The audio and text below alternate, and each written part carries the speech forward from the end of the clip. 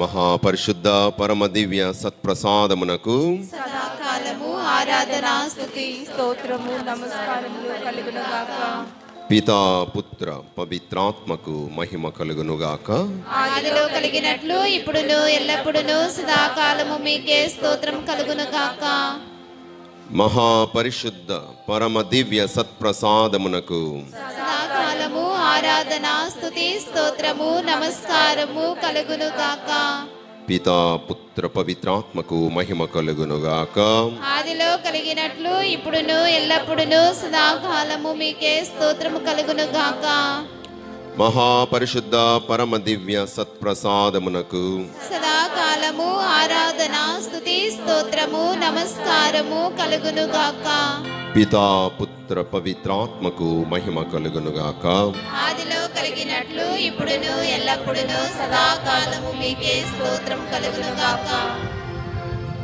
కృపా సత్య సంపూర్ణైన దేవా, మా ప్రియమైన పరలోక తండ్రి, నీ దివ్య కుమారుణ్ణి నరావతారిగా మా మధ్యకు పంపిన దేవా, నీకు వందనాలు స్తోత్రాలు. ఈ దివ్య సత్ప్రసాద నాథుని సన్నిధిలో మేము ఉంటుండగా దేవా మమ్ము దీవించండి. దేవా, క్రీస్తువా, దివ్య సత్ప్రసాదనాథుడా, మా మీద ప్రేమ కొలది ప్రాణమిచ్చిన నీ శిలువ శ్రమలను ధ్యానం చేసుకొని ఉన్నాం ప్రభు. మేము పొందవలసిన శిక్షను నీవు అనుభవించి నీ ప్రాణాలను అర్పించి మాకు ప్రాణభిక్షణ పెట్టిన దేవా, నీకు వందనాలు స్తోత్రాలు. మా వ్యక్తిగత బలహీనతలను పాపములను ప్రభువా, జక్కయ్య వలె, దుడుకు చిన్నవాని వలె, వ్యభిచారములో పట్టుబడిన స్త్రీ వలె, పరితపించిన పేతురు వలె దేవా, మా బలహీనతలు మేము గుర్తు చేసుకొని నీ సన్నిధిలో ఒప్పుకొని కన్నీరు కార్చి నీ పాపక్షమను పొందినట్లు అనుగ్రహించండి. ఆత్మ సర్వేశ్వర, మా పాపముల పట్ల మాలో దుఃఖాన్ని పుట్టించండి ప్రభు. నీ ఆత్మీయ వెలుగులో మా పాపపు చీకటి బ్రతుకులను మేము గుర్తించడానికి మీ వెలుగును ప్రకాశింపజేయండి ప్రభువా. చీకటి బ్రతుకులను విడిచిపెట్టి వెలుగుమయములు అవుతూ వెలుగు బిడ్డలుగా జీవించే అనుగ్రహాన్ని ప్రసాదించమని వేడుకుంటున్నాము. తండ్రి వందనం, తండ్రి స్తోత్రం, యేసువా వందనం, యేసువా స్తోత్రం, ఆత్మదేవా వందనం, ఆత్మదేవా స్తోత్రం, త్రియేక దేవా వందనం, త్రియేక దేవా స్తోత్రం.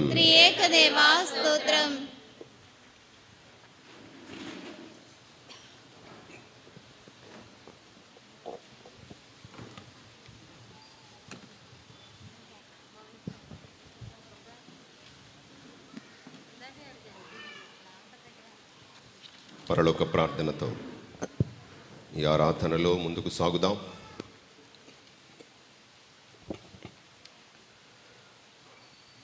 పరలోకమందున్న మా తండ్రి,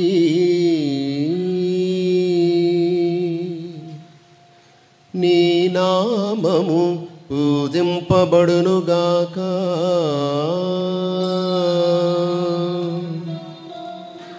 నీ రాజ్యము వచ్చునుగాక, నీ చిత్తము పరలోకమందు నెరవేరునట్లు భూలోకమందును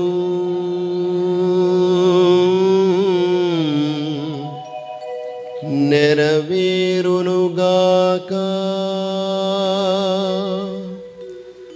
నెరవేరునుగాక.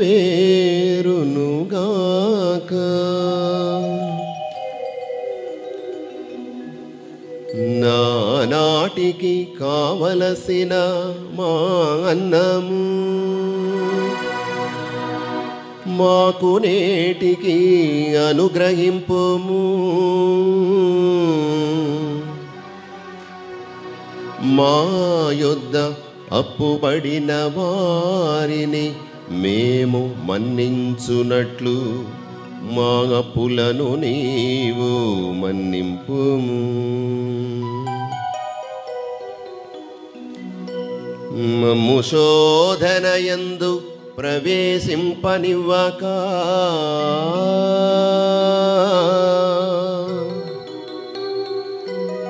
కీడులో నుండి మమ్ము రక్షింపుము.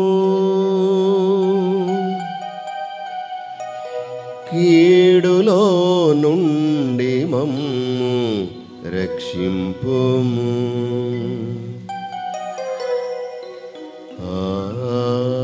ఆమేన్.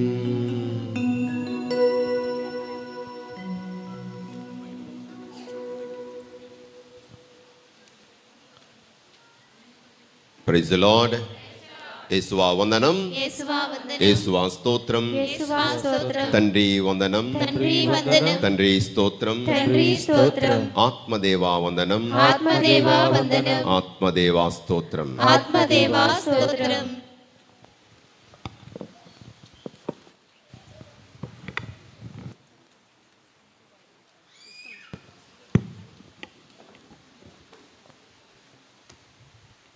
ప్రియ సహోదరులారా,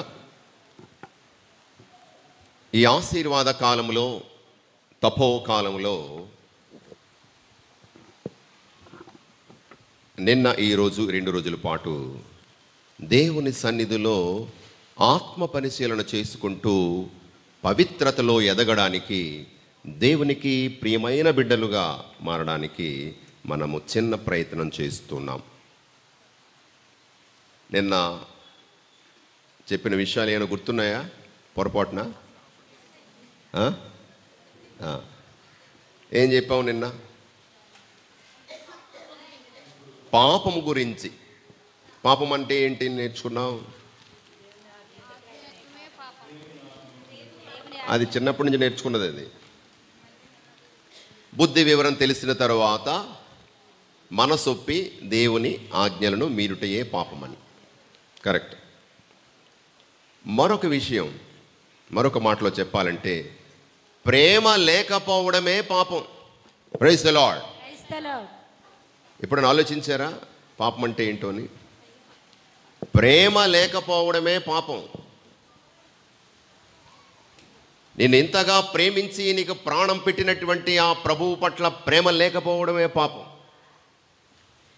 ఆ దేవుని ప్రతిరూపమైనటువంటి మన తోటి వారిలో పట్ల ప్రేమ లేకపోవడమే పాపం. నన్ను నేనే ప్రేమించుకుంటున్నాను, అంతటితో ఆపేస్తాను. నిన్ను నీవు ప్రేమించుకున్నట్లు మొదటితో సగంలో ఆగిపేస్తున్నాం. మనం సగంలో ఆగిపోతుంది మన జీవితం అంతా. నిన్ను నువ్వు ప్రేమించుకున్నట్లు కదా, నిన్ను నువ్వు ప్రేమించుకోవడమే. ఇతరుల సంగతి మర్చిపోవడం. ప్రియ సహోదరులారా, ఇంకా మరికొన్ని విషయాలు చెప్పాను నేను. మనసే ఒక రణరంగం అని చెప్పాను. మనసే ఒక రణరంగం, యుద్ధ భూమి. ఈ యుద్ధ భూమిలో ఇద్దరు యుద్ధం చేస్తారని చెప్పాను. ఎవరెవరు? దేవుడు. ఎవరు గెలుస్తారు? మనం ఎవరిని గెలిపిస్తే వారు గెలుస్తారు. ఎవరికి మనం శిరస్సు వంచితే వారు గెలుస్తారు. దేవుడికి శిరస్సు వంచితే దేవుడు గెలుస్తాడు. మరి సాతానికి శిరస్సు వంచితే, దేవునికి శిరస్సు వంచినప్పుడు మనం పవిత్రతలో ఎదుగుతాం. సాతానికి శిరస్సు వంచితే మనం పాపములో కూరుకుపోతాం, శిక్షకు గురవుతాం. ఇది సంపూర్ణమైన స్వేచ్ఛతో కూడిన నిర్ణయం. Holiness it's a decision that we make every minute. పవిత్రత అన్నది మనం ప్రతి క్షణము చేసేటువంటి నిర్ణయం. ఇప్పుడు జ్ఞానస్నానం స్వీకరించానండి, ఏసే నా దేవుడిని ఒప్పుకున్నానండి, ఏసే నా రక్షకుడని చెప్పేశానండి, ఇంకా అప్పటి నుంచి నేను రక్షించబడ్డానండి. సోదరుడా సోదరి, నువ్వు రక్షణ పొందావా అని అడుగుతారు. రక్షణ అంటే ఏంటండి? అదేనయ్యా బ్యాప్టిజం స్వీకరించావా? స్వీకరించాను. అయితే నువ్వు రక్షించబడ్డావు, పో. ఇంక నీ జీవితం ఎలా పోయినా పర్వాలేదా? Holiness is the decision, deliberate, free choice to do good.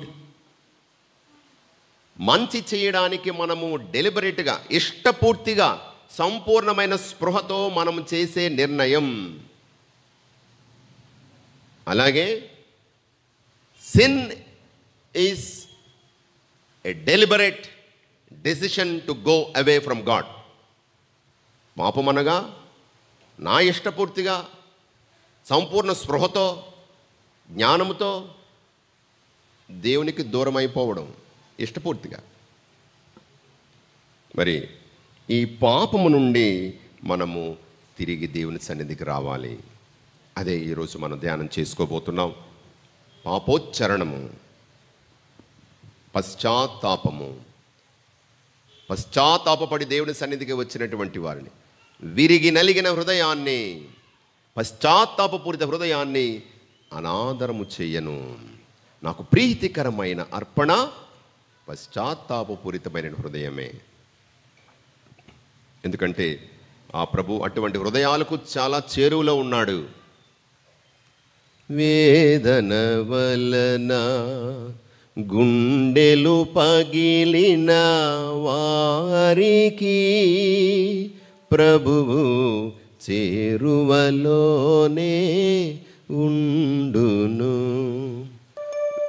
వేదన వలన గుండెలు పగిలిన వారికి ఆ ప్రభు చేరువలోనే ఉన్నాడు. చాలా దగ్గరగా ఉంటాడు, హృదయానికి దగ్గరగా ఉంటాడు. పరితాప హృదయానికి చాలా దగ్గరలో ఉంటాడు ఆ ప్రభువు. ఎందుకంటే నిర్మలమైన హృదయులు ధన్యులు. విరిగి నలిగిన హృదయాన్ని అతడు ప్రీతికరమైన అర్పణగా స్వీకరిస్తాడు. పశ్చాత్తాపపూరిత కన్నీటిని అతని ప్రీతికరమైన అర్పణగా స్వీకరిస్తాడు. మరి ఈరోజు పశ్చాత్తాపపూరిత కన్నీరు కార్చడానికి నేను సిద్ధంగా ఉన్నానా? నా పాపాలను గుర్తు చేసుకొని, ఒప్పుకొని, కన్నీరు కార్చి ప్రభుని పాదాలను కడగడానికి నేను సిద్ధంగా ఉన్నానా? లేదండి, ఈ ఫాదర్ గారు పెట్టారు, ప్రతి సంవత్సరం పెడుతూ ఉంటారు, వాక్యం బాగా ఉంటుంది, చప్పట్లు కొడతాం, పాటలు పాడుతాం, యేసువ స్తోత్రం చెప్తాం, హల్లెలూయా చెప్తాం, మళ్ళీ వచ్చే సంవత్సరం. ఈ సంవత్సరం ఏదైనా మార్పు కలుగుతుందని నీవు ఆశపడుతున్నావా? నేను నా జీవితాన్ని మెరుగుపరుచుకోవాలని నేను ఆశతో వచ్చానా? కాలక్షేపానికి వచ్చానా? కన్నీరు కార్చి ప్రభుని కరిగించడానికి వచ్చానా? ప్రభుని కదిలించడానికి వచ్చానా? ఎందుకంటే పరితాప హృదయాలను చూసి కరిగిపోయే దేవుడు, కదిలిపోయే దేవుడు మన దేవుడు.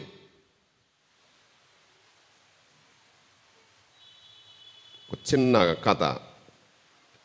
ఒక ఊర్లో, పట్టణంలో ఇద్దరు పిల్లలు, అక్క తమ్ముడు. అక్క పేరు వెన్న. ఏం పేరు? వెన్న. తమ్ముడి పేరు జున్ను. జున్ను తిన్నారా? రుచిగా ఉంటుంది కదా, నాకు కూడా ఇష్టమే జున్ను అంటే. సో వాళ్ళ తల్లిదండ్రులు అలా పెట్టుకున్నారు పేర్లు. అమ్మాయి పేరు వెన్న, కరిగిపోతుంది అనమాట. వెన్న తెల్లగా మృదువుగా చక్కగా ఉంటుందని. జున్ను చాలా రుచిగా ఉంటుంది. సరే, అవి ముద్దు పేర్లు పెట్టుకున్నారు, అసలు పేర్లు వేరే ఉండొచ్చు, మనకు తెలియదు. వీళ్ళకి పరీక్షలు అయిపోయాయి. వేసవి సెలవులకి వారి అమ్మమ్మ గారి ఇంటికి వెళ్ళారు. ఈ కాంక్రీటు అరణ్యం నుండి ఆ పల్లెటూరుకి వెళ్ళగానే పంజరంలోంచి బయటకు వచ్చిన చిలకల్లాగా, పావురాల్లాగా, ఆనందంతో నాట్యం చేసే నెమళ్ళలాగా ఆ పిల్లలు కేరింతలు కొడుతూ ఎగురుతూ గెంతుతూ తూలుతూ దొర్లుతూ హాయిగా ఎంజాయ్ చేస్తున్నారు. పరీక్షలు లేవు, క్లాసులు లేవు, పనిష్మెంట్లు లేవు. ఏం చేసినా అమ్మమ్మ ఏమి అందరు. నా తాతయ్య ఎంతో ముద్దుగా చూసుకుంటాడు. సో వాళ్ళు ఎగురుతున్నారు, గెంతుతున్నారు. చక్కని వేసవికాలం కదా, మంచి మామిడి తోటలు ఉన్నాయి, చేపల చెరువు, బాతులు, కోడి పిల్లలు, కుక్క పిల్లలు, రకరకాలు. సో వాళ్ళు హాయిగా విహరిస్తున్నారు. సుమారు 3-4 రోజులు అయిపోయింది. అప్పుడు ఒకరోజు తమ్ముడి పేరు ఏం పేరు అన్నావు? జున్ను. ఈ జున్నుగాడు చేతిలో రాళ్ళు పెక్కలు ఉంటే రాళ్ళతో ఆడుతున్నాడు, చేతుల్లో అలా ఎగరేస్తూ ఆడుతున్నాడు. ఈలోపు బాతు అలా వెళ్తుంది. బాతు వెనక బాతు పిల్లలు కూడా ఇలా వెళ్ళిపోతున్నాడు. వీడి చేతిలో రాళ్ళు ఉన్నాయి కదా, ఒక ఆలోచన వచ్చింది. నాకు షూటింగ్ వచ్చో లేదో చూసుకుంటాను ఈరోజు, తేలిపోవాలనుకున్నాడు.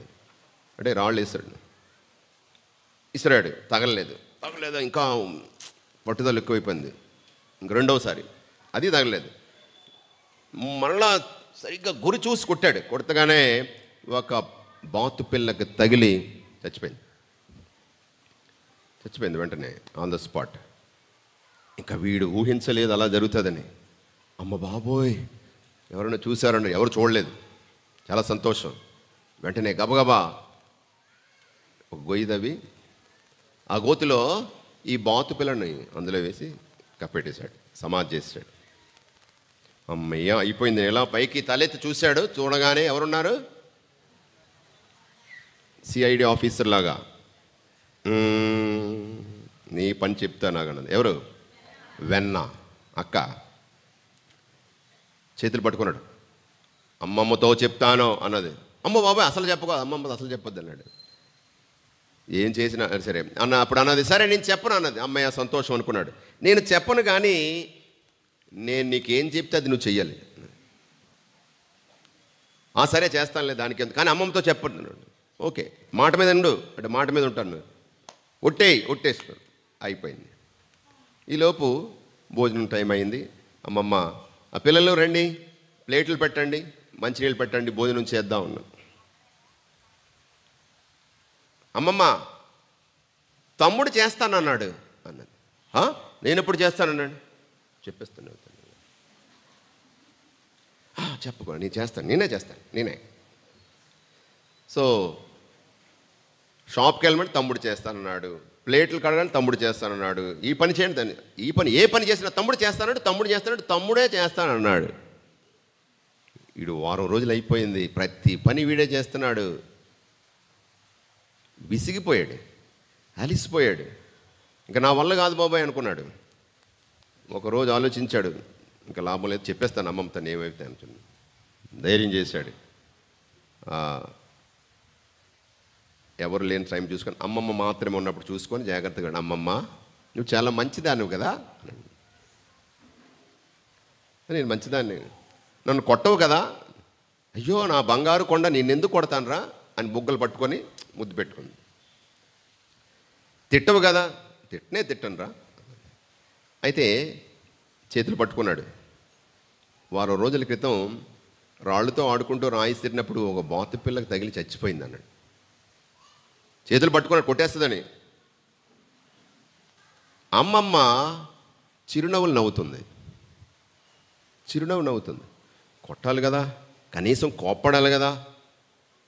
ఓ బాతు పిల్లని చంపేశాను.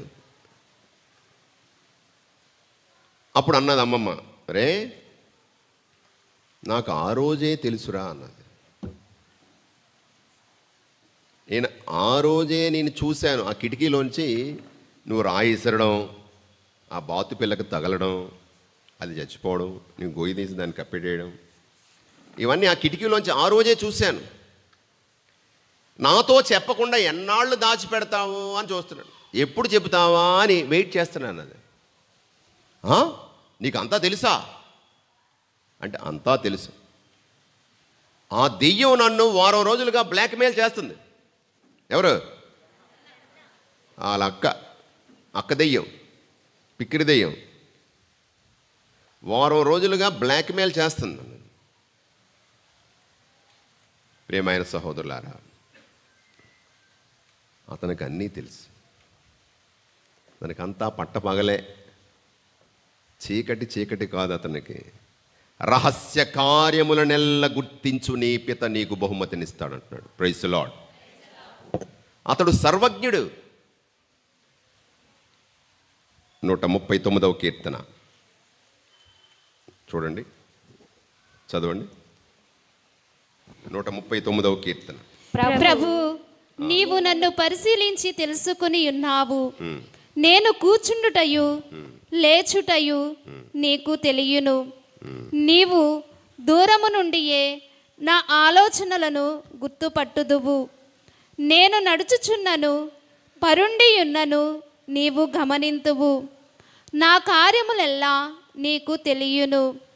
నా నోట మాట రాకమునుపే, నా నోట ఒక మాట రాకముందే నేనేమి చెప్పుదునో నీకు తెలియను. ముందు వెనుకలా, నా ముందు నా వెనుక నీవు నన్ను చుట్టుముట్టి యుందువు. నీవు నన్ను చుట్టుముట్టు ముందు. ఓకే. నీ చేతిని నా మీద నిలిపియుందువు. నన్ను గూర్చిన నీ తెలివి అత్యద్భుతమైనది, అది చాలా ఉన్నతమైనది, నా బుద్ధికి అందనిది. ప్రియ సహోదరులారా, అతనికి అన్నీ తెలుసు కాబట్టి దాచడానికి ఏముంది? దాచినా దాగదు, దాచలేం. మనం చేయవలసిందంతా ఒకటే, అతని సన్నిధిలో ఒప్పుకోవడం తప్ప చేసేదేమీ లేదు. ధైర్యంతో వచ్చి అతని సన్నిధిలో ఒప్పుకోవడమే. ఎందుకంటే అన్నీ చూస్తున్నాడు, అన్నీ తెలుసు అతనికి. కాబట్టి ప్రియమైన సహోదరులారా, సీరాపుత్రుని యేసు జ్ఞాన గ్రంథం చూడండి, 17, 19, 20 వచనాలు. నరుల కార్యములను ప్రభువు నిత్యము గమనించుచునే ఉండును. వారి చేయుదములు అతనికి పట్టపగలు వలె కనిపిస్తున్నాడు దేవునికి. నరుల పాపములు అతనికి కనిపింపకుండా ఉండవు. అతడు వానిని స్పష్టముగా చూచుచుండును. ప్రభువు మంచివాడు, తాను చేసిన ప్రాణులను బాగుగా ఎరిగినవాడు. కాబట్టి అతనికి అన్నీ తెలుసు, పట్టపగలే అన్నీ కూడా. మరొక వాక్యం చూద్దాము. సామెతల గ్రంథము 28వ అధ్యాయం 13వ వచనము. కాబట్టి మనం ఏం చేయాలి? అతనికి అన్నీ తెలుసు. మనం ఏం చేయాలి? మన పాపాలను, తన పాపములను కప్పిపెట్టుకుని వాడు బాగుపడడు. తన పాపాలను దాచిపెట్టేవాడు, కప్పిపుచ్చుకునేవాడు బాగుపడట. ఆ పాపములను ఒప్పుకొని వానిని పరిత్యజించువాడు దేవుని దయను పొందును. ఒప్పుకొని, పాపములను ఒప్పుకొని పరిత్యజించేవాడిని, విడిచిపెట్టేవాడు.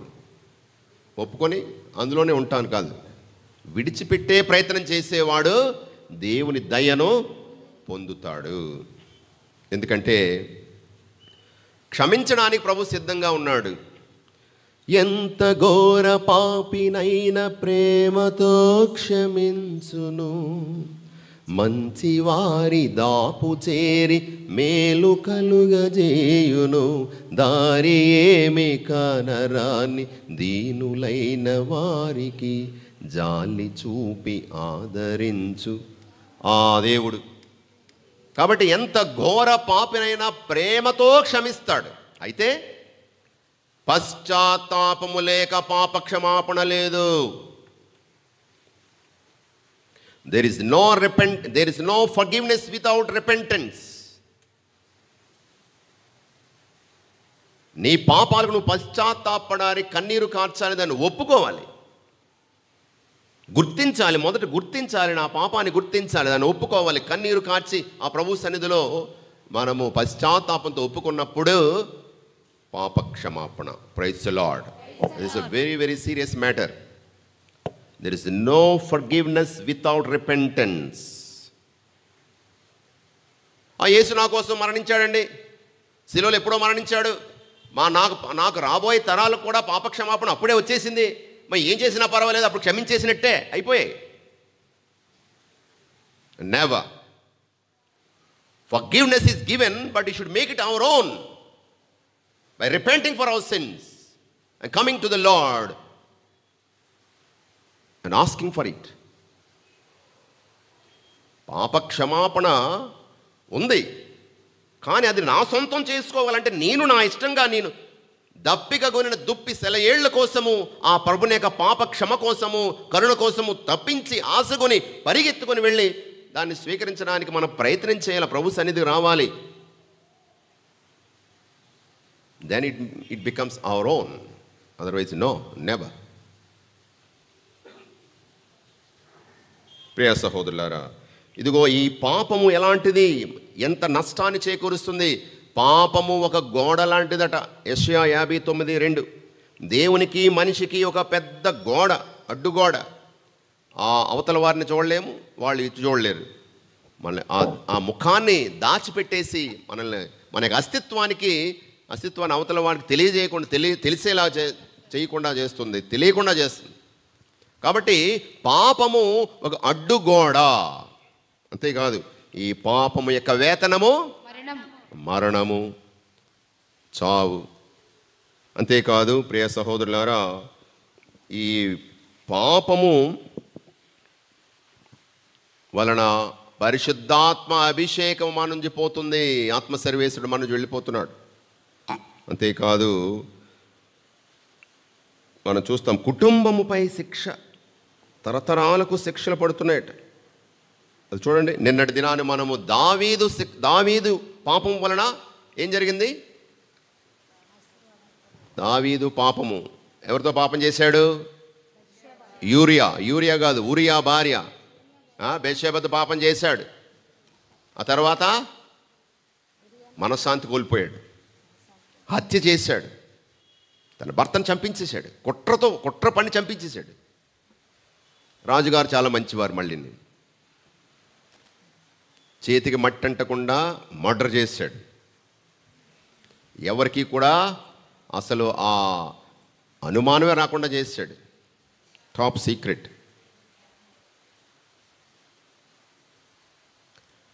అయితే అయిపోలేదంతా, దేవుడు చూస్తున్నాడు, అతను సర్వజ్ఞుడు.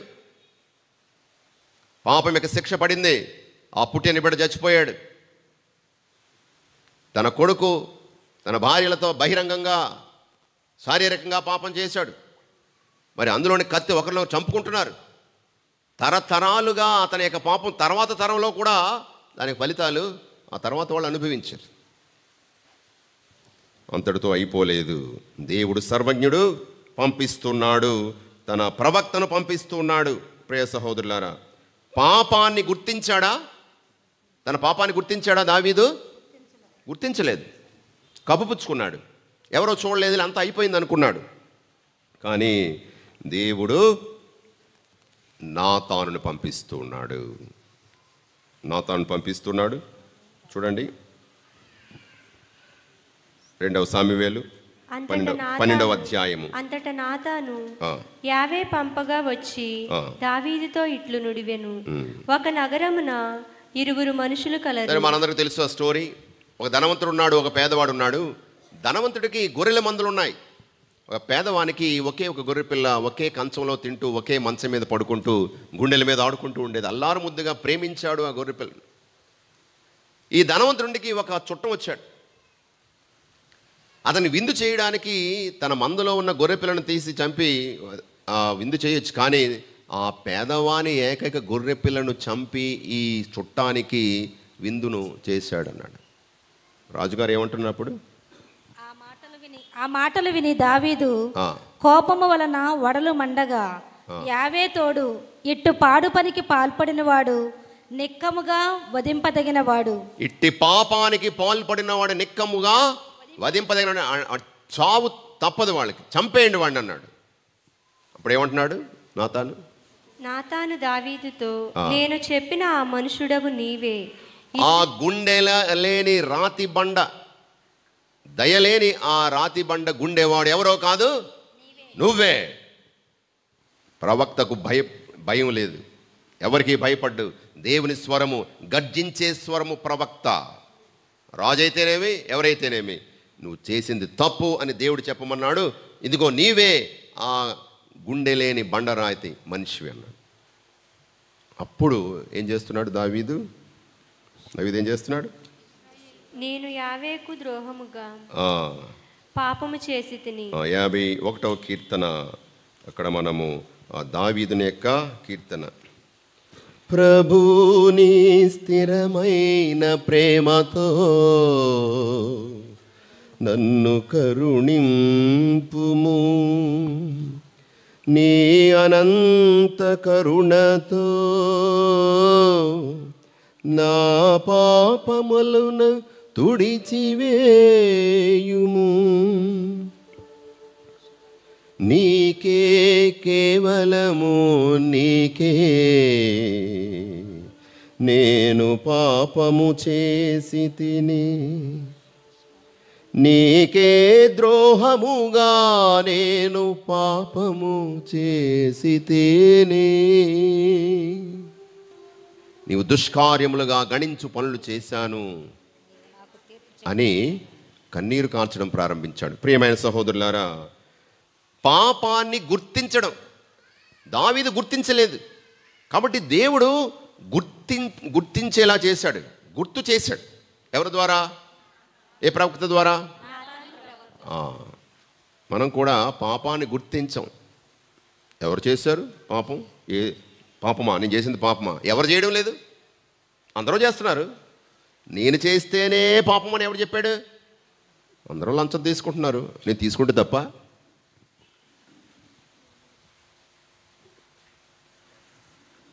పోల్చుకుంటాం. సో ఇండిఫరెన్స్, స్పిరిచువల్ టార్పర్, ఆధ్యాత్మికమైనటువంటి చలనం లేని స్థితి.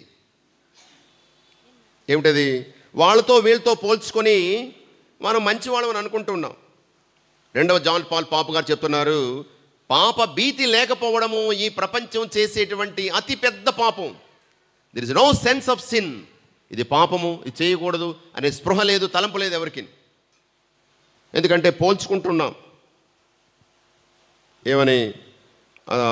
ఒక పావు కేజీ స్టూడెంట్, సారీ ఎల్కేజీ కదా, ఎల్కేజీ స్టూడెంట్ వాళ్ళ నాన్నతో చెప్పాడట, రిజల్ట్స్ వచ్చాయి కాబట్టి వచ్చి చెప్తున్నాడు, డాడీ నేను ఒక్క సబ్జెక్ట్ పాస్ అయ్యాను, 4 ఫెయిల్ అయ్యాను అన్నాడు.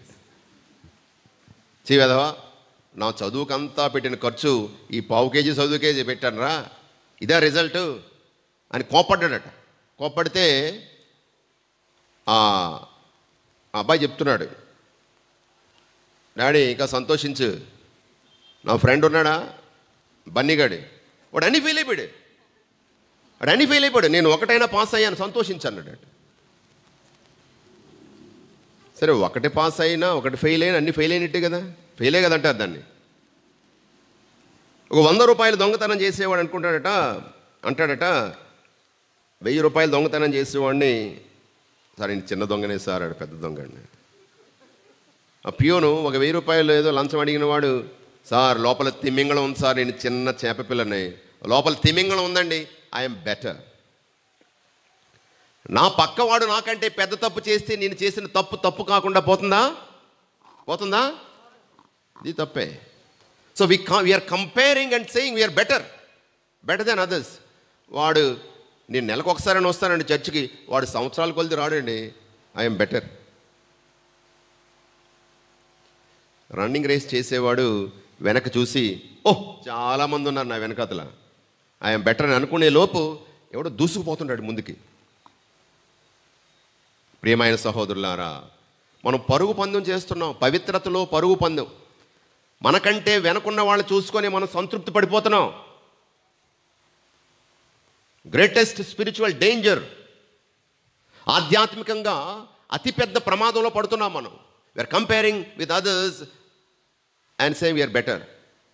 మనకంటే ముందు ఆధ్యాత్మికతలో, పవిత్రతలో, మంచితనంలో, దేవుని విషయాల్లో ముందుకు దూసుకుపోతున్నటువంటి వాళ్ళు అనేక మంది ఉన్నారు. వాళ్ళ వైపు చూడాలి, వెనక్కి కాదు మనం చూసేది. ఒక ఇల్లాలు అన్నదట, వంట అయిపోయింది, సీరియల్ ఏమి లేవు, కరెంటు పోయింది. ఆ సీరియల్స్ మామూలు చూస్తుంటారు కదా, ఏంటవి రకరకాల సీరియల్. ఏ రేకులు? డబ్బా రేకులా? పూత రేకులే రేకులేదు. మొగల్ రేకులు. ఆ దీపాలు ఆరిపోయే దీపాలైనా ఏం దీపం అమ్మా?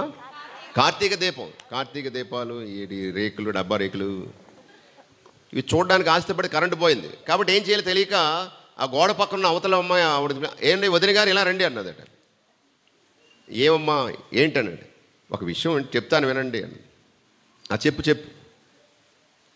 మా చంటిగాడు ఉన్నాడు కదా మా అబ్బాయి, అచ్చం మీ అన్నయ్య గారి పోలికండి అన్నది. అవునమ్మా, మీ పోలికలు రాకపోతే ఇంకెవరి పోలికలు వస్తాయని చెప్పి వెళ్ళిపోతుందట.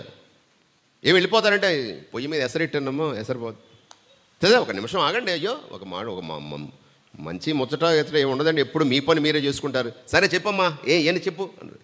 దానికి కారణం ఏమి అడగకుండా వెళ్ళిపోతున్నారు ఏమిటి? సరే ఏమిటి చూశారు, మా చంటిగాడు సిగరెట్ తాగినప్పుడు రింగులుగా వదులుతాండి. మీ అన్నయ్య గారు రింగులుగా వదులుతారు. అలాగే మావాడు కూడా వాడు అలాగే వదులుతాడండి రింగులు. ఏంటి? పొగ, సిగరెట్. అచ్చం మావాడు మా ఆయన గారి పోలికే అని చెప్తుంది. అంటే ఏంటి? తల్లిదండ్రులు పిల్లల్లో ఏం చూసుకొని మురిసిపోవాలి? మంచి లక్షణాల, మంచి అలవాట్ల, చెడ్డ అలవాట్ల? మంచి అలవాట్లు చూసుకొని మురిసిపోవాలి, చెడ్డ అలవాట్లు కాదు. No, we are comparing ourselves with others అన్ని విషయాలను. నిజం రేసర్ వంటిది, అది సీజర్నైనా లెక్క చేయదంటాడు ఒక కవి. నిజం రేజర్ వంటిది, అది సీజర్నైనా లెక్క చేయదు. సీజర్ గారు, నేను రోమన్ చక్రవర్తిని కత్తితో, చిన్నప్పటి నుంచి కత్తితోనే యుద్ధం చేశాను అని పట్టుకున్న అతన్ని కోసేస్తుంది కత్తి. నీకంటే హెచ్చు స్థాయిలో ఉన్నవాడు పాపం చేస్తే, తప్పు చేస్తే, నువ్వు చేసిన తప్పు కాకుండా పోదు. Don't compare with others in holiness. ప్రియమైన సహోదరులారా, పాపాన్ని గుర్తించాలి. పాపాన్ని మనం గుర్తించినప్పుడు దేవుడు మనల్ని గుర్తు చేస్తూ ఉన్నాడు. ఇది మొదటిది. తర్వాత పాపానికి పశ్చాత్తాపపడాలి. చెప్పాను, పశ్చాత్తాపము లేనిదే పాప క్షమాపణ లేదు. ఒక చక్కని పాట పాడుకుందాం. దాన్ని ఈ విషయంలోకి వెళ్ళే ముందు అందరూ నిలబడి చప్పట్లు కొడుతూ, ఏదో స్తుతి గీతం కానీ ఏదైనా, లేదా పశ్చాత్తాప గీతం అయినా సరే పర్వాలేదు, ఓ పశ్చాత్తాప గీతం.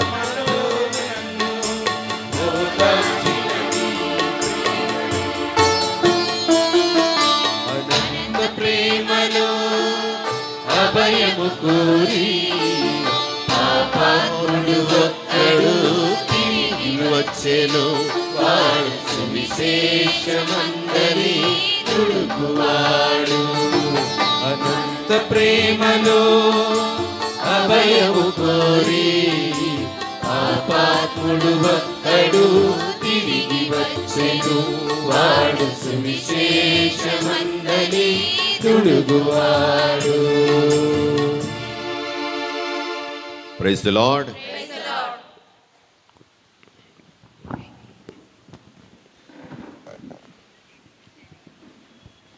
దేవుడు క్షమిస్తాడు.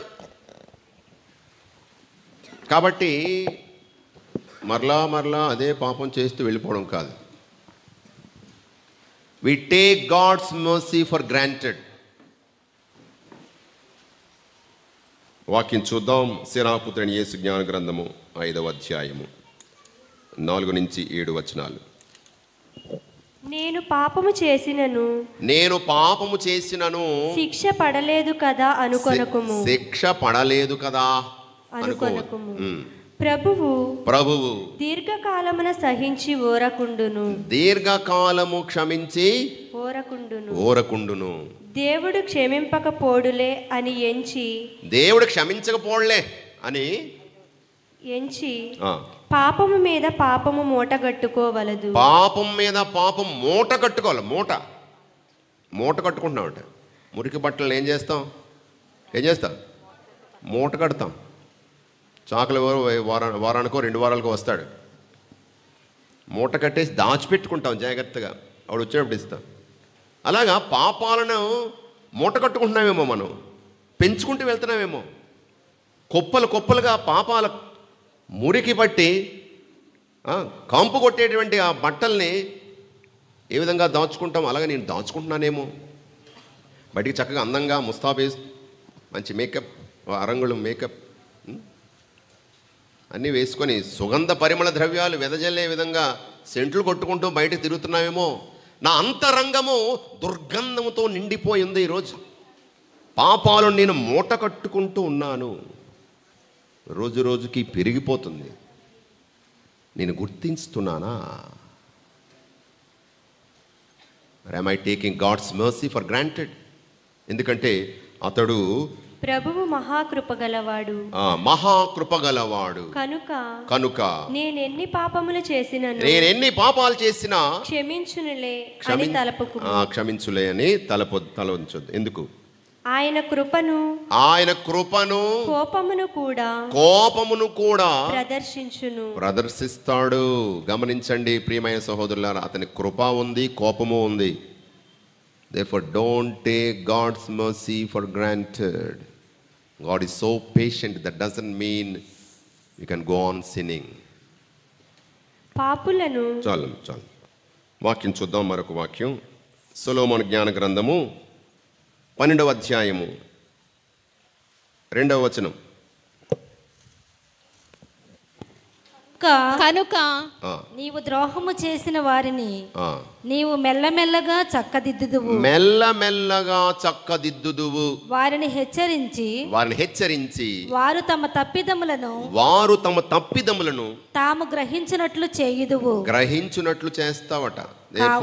కాబట్టి వ్యవధినిస్తున్నాడు, అవకాశమునిస్తూ ఉన్నాడు. 19-20 వచనాల్లో చూస్తాము. చదవద్దులే. 19-20 వచనాలు చూస్తాము. వ్యవధినిస్తున్నాడు. Is giving us time and opportunity to change our lives. అతడు వ్యవధినిస్తున్నాడు. పాపం చేసిన వెంటనే శిక్షించడం లేదు. శిక్ష పడలేదు కదా అని చెప్పి పాపం మీద పాపం చేయకండి.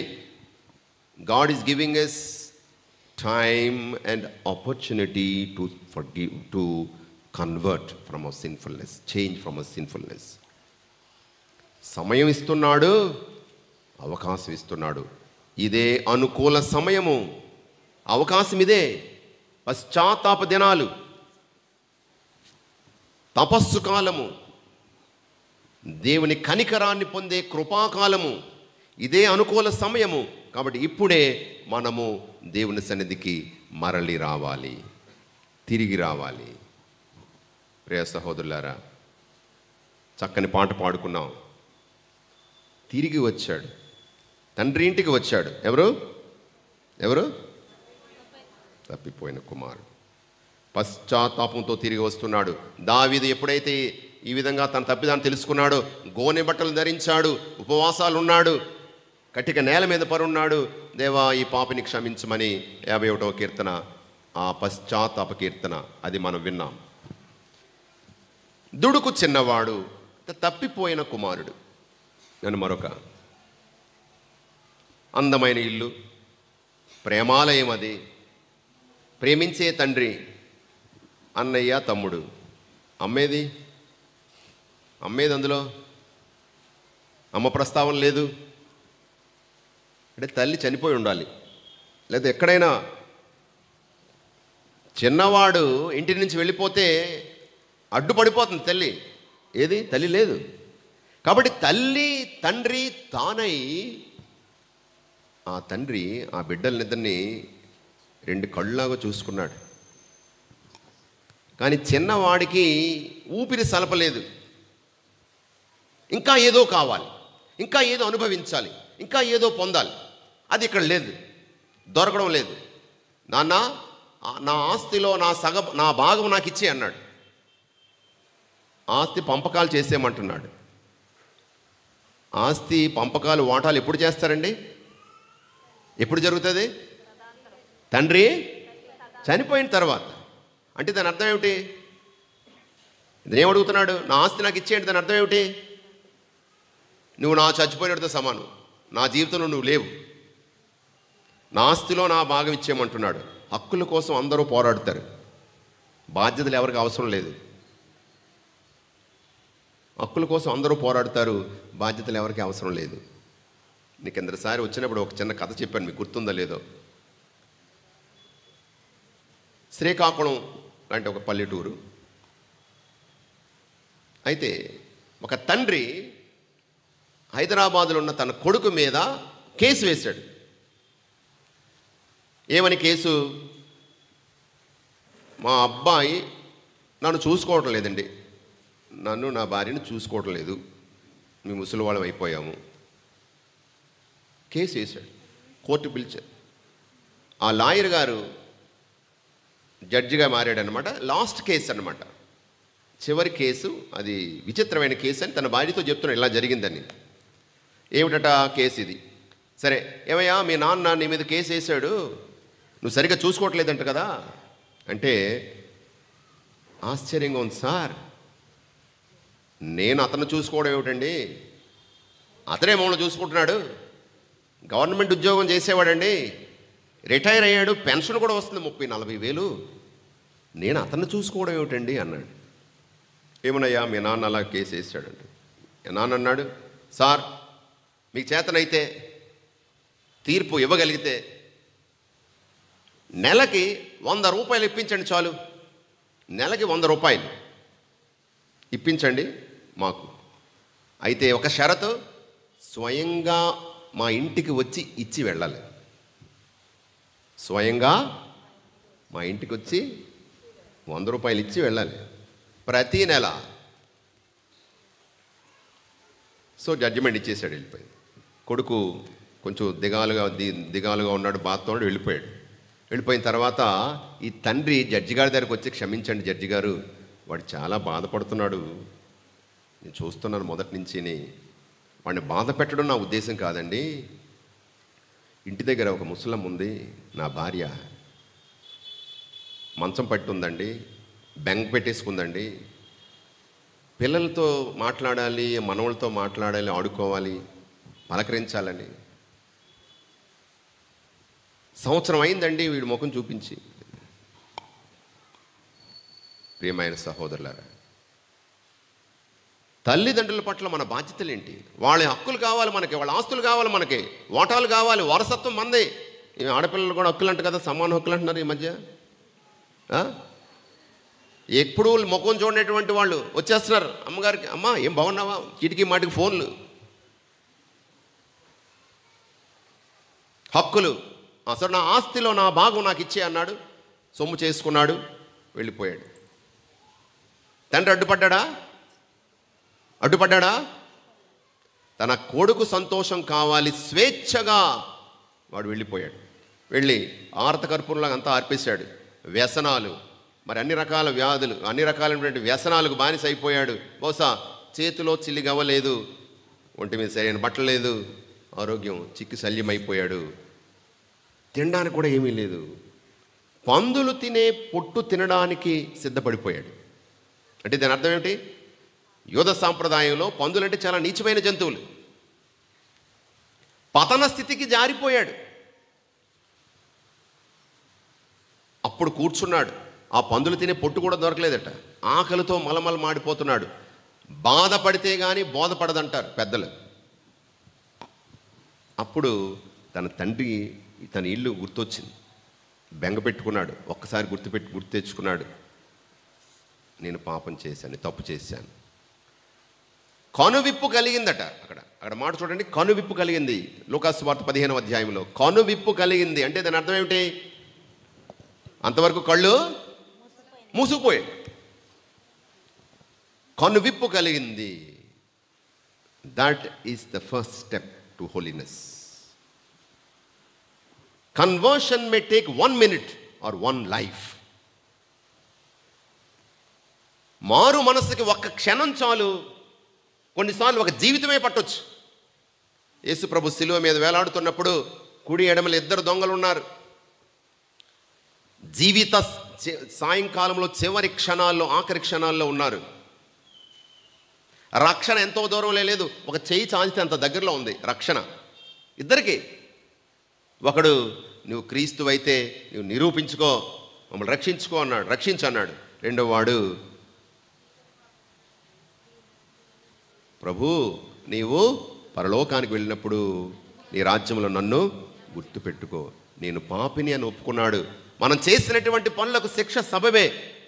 ఏ పాప మెరుగని పావనమూర్తికి ఈ శిక్ష తగునా? ప్రభు నీ రాజ్యములో ప్రవేశించినప్పుడు నన్ను గుర్తుపెట్టుకో అని అన్నాడు. ప్రియమైన సహోదరులారా, నేడే నీవు నాతో పాటు పరలోకానికి వెళ్తాన్నాడు. జీవితం అంతా కూడా పాపం చేసి, దోచుకొని, దొంగతనం చేసి, అన్యాయం చేసి, అవినీతికి పాల్పడి చివరి క్షణములో మారు మనసు పొందితే పరలోకం ఇచ్చాడు దేవుడు. కాబట్టి ఒక్క నిమిషం పట్టొచ్చు, ఒక క్షణం పట్టొచ్చు, కొన్నిసార్లు ఒక జీవితమే పట్టొచ్చు. ఆ స్పృహ కోసము, కనువిప్పు కోసం. ప్రియ సహోదరులారా, అప్పుడు తిరిగి వెళ్తూ ఉన్నాడు. నేను నా తండ్రి ఇంటికి వెళ్తాను, నా తండ్రి ఇంటికి వెళ్తాను, నేను దేవునికి నీకు వ్యతిరేకంగా నేను పాపం చేశాను, నీ కుమారుని అనిపించుకోదగను అని చెప్పడానికి వెళ్తూ ఉన్నాడు. ఏది ఎట్లయినా నీ బొంది నిల్లు జేడ్చి జనకుని పదాలు వేడి బాష్పములలోన స్నానమాడించకున్న నా సలిపియున్న ఘోర కలుషానలంబు చల్లారదింకా, నా సలిపియున్న ఘోర కలుషానలంబు చల్లారదింకా.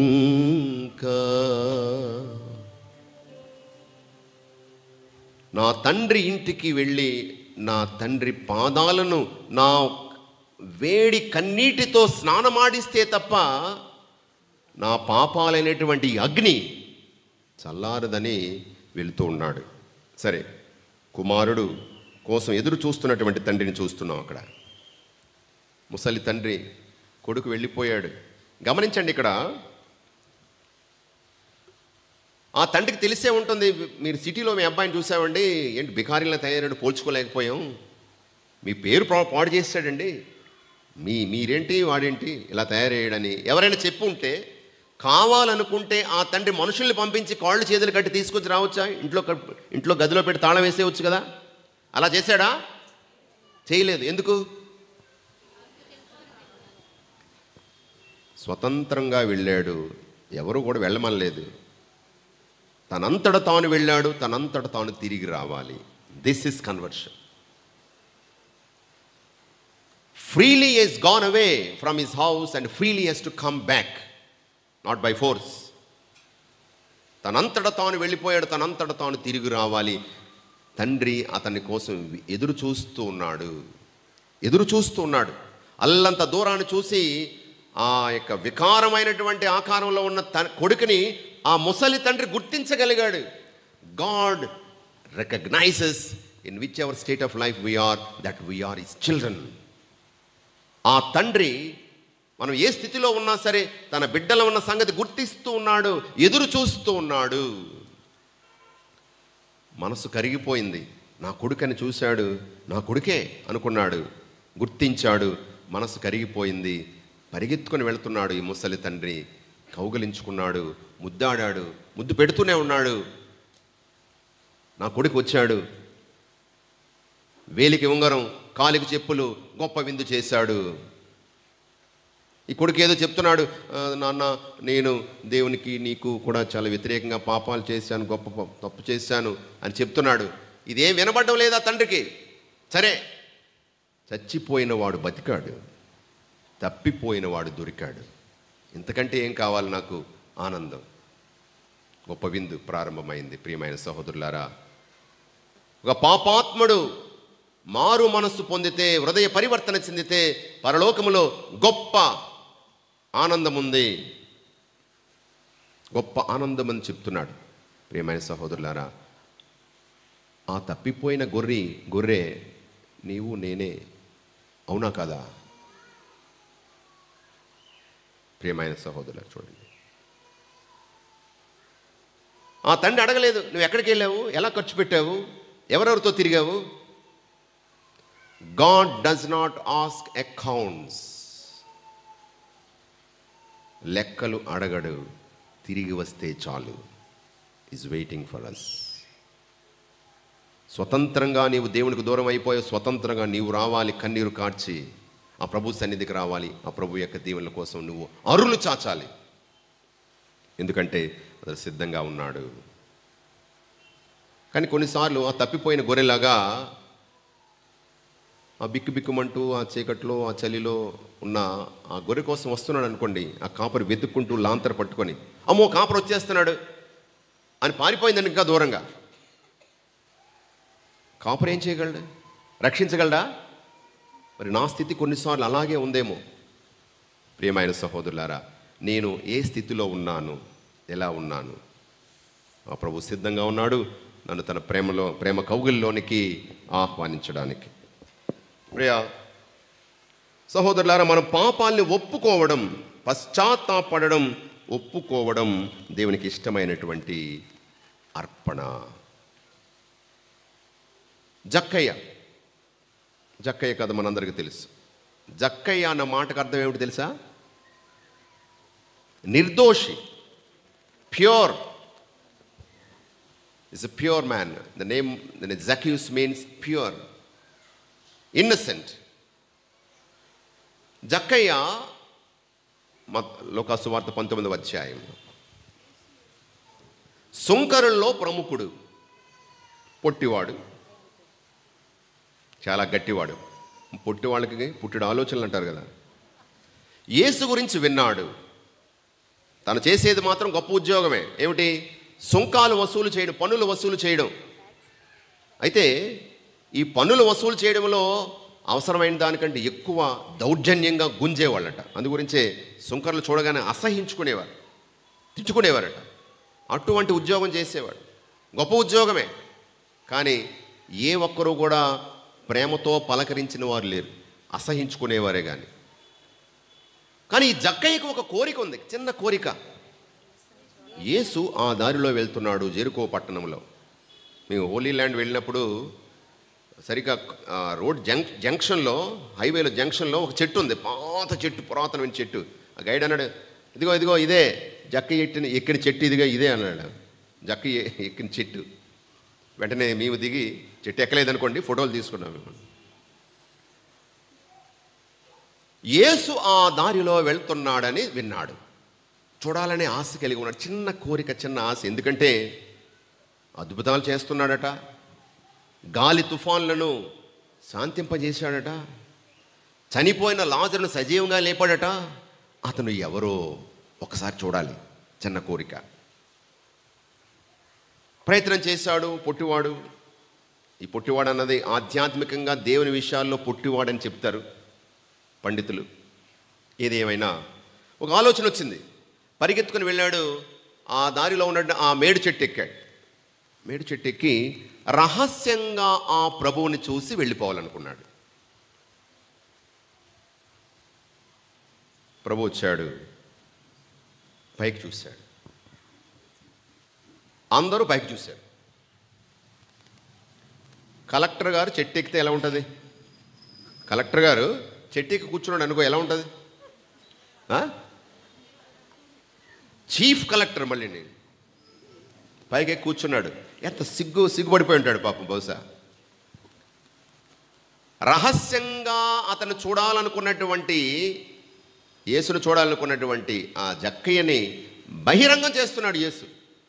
అందరి కళ్ళు అతని మీదకి వెళ్ళాయి. ఏమంటున్నాడు? జక్కయ్య అంటున్నాడు. పేరు పెట్టి పిలవడం బైబిల్లో ఇంటిమసీకి సూచన. పేరు పెట్టి, I know you by name, నీ పేరు నాకు తెలుసు అంటే అంత సన్నిహిత సంబంధం ఉన్నట్లు. బహుశా జక్కయ్య అనుకోవచ్చు, మీరందరూ మీ పేర్లు తెలియదు, నా పేరు తెలిసి యేసుకి ఆనందించాడు. అంతేకాదు, త్వరగా దిగిరా. ఎందుకు? జక్కయ్య నువ్వు అనుకుంటున్నావు చెట్టు మీద ఉన్నావు, నువ్వు చెట్టు మీద ఉన్నావు, అందరికంటే గొప్పవాడు అనుకుంటున్నావు, డబ్బు ఉందనుకుంటున్నావు, పెద్ద పదవి ఉందనుకుంటున్నావు. దిగిరా, come down to the earth. ఈరోజు దేన్ని చూసి మనము మిడిసి పడుతున్నాం? దాని నుండి కిందకి దిగి రమ్మంటున్నాడు యేసు. ఫేస్, రేస్, గ్రేస్, ప్లేస్, ఈ 4 చూసి మనందరం కూడా మిడిసి పడుతున్నాం ఈరోజు. ఫేస్ అందచందాలు, రేస్ నా కులం, నా జాతి, ప్లేస్ నా అంతస్తు, సంఘంలో నా అధికారం, నా గ్రేస్ నా పేరు ప్రతిష్టలు. వీటిని చూసి నేను మురిసిపోతున్నాను, మిడిసి పడుతున్నాను, కిందకి దిగి రావడానికి ఇష్టం లేదు. కానీ ఏమంటున్నాడు? త్వరగా కిందికి రా, త్వరగా, డోంట్ డిలే, త్వరగా కిందికి దిగిరా. దిగి వస్తే నేను నీ ఇంట్లోకి వస్తాను. తనను తాను తగ్గించుకున్నవాడు హెచ్చింపబడతాడు. నీ యొక్క స్థితి నుండి నువ్వు కిందకి దిగి వస్తే అప్పుడు నేను నీ జీవితంలోనికి వస్తాను, నేను నీ ఇంట్లోకి వస్తాను, నివాసం ఉంటాను. ఆనందంతో దిగి వచ్చాడు. చిన్న కోరిక, చూడాలనే కోరిక యేసునే తన ఇంటికి తీసుకొచ్చింది. విందు చేస్తున్నాడు.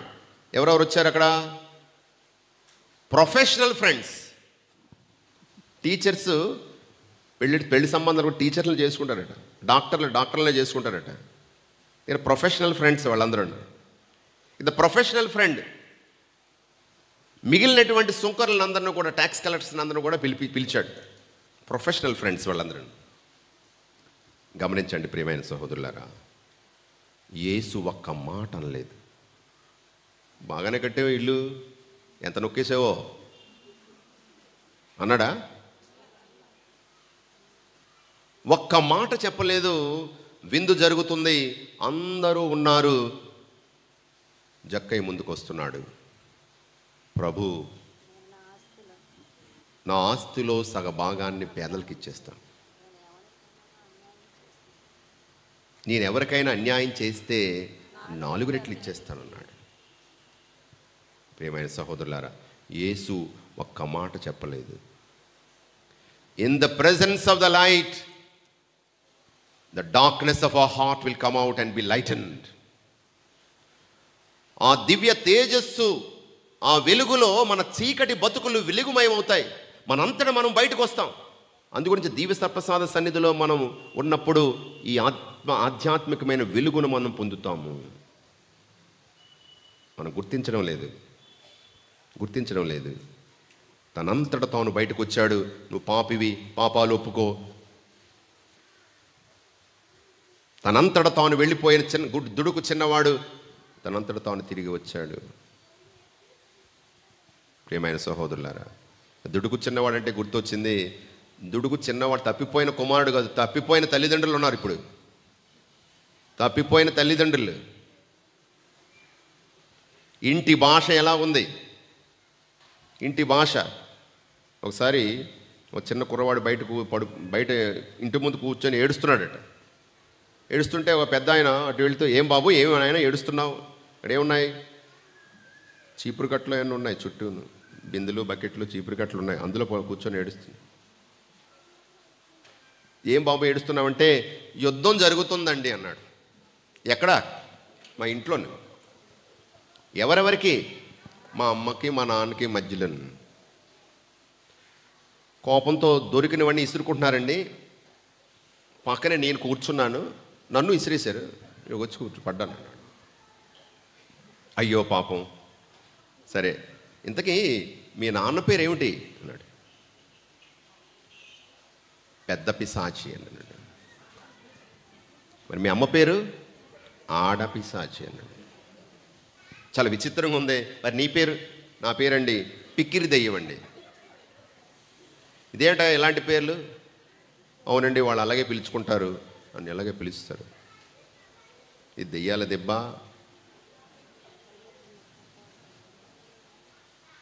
ఇంటి భాష ఎలా ఉంది? పెంపకం ఎలా ఉంది? ఎటువంటి అలవాట్లు తల్లిదండ్రులు పిల్లలకు చూపిస్తున్నారు. ఎందుకంటే వాళ్ళు చూస్తూ ఉన్నారు. మీరు చెప్పనవసరం లేదు, మీ పిల్లలు మిమ్మల్ని చూస్తూ ఉన్నారు. పట్టించుకోని భర్త, బాధ్యత లేనటువంటి భర్త. భర్త అంటే భరించువాడట. నువ్వు భరించు, చేసుకున్నావు కదా, కట్నం తెచ్చాను కదా, భరించు, నేను పెట్టే హింసలన్నీ భరించు అన్నావు కదా. అందుకొచ్చి భార్య అంటే బాధించేదా?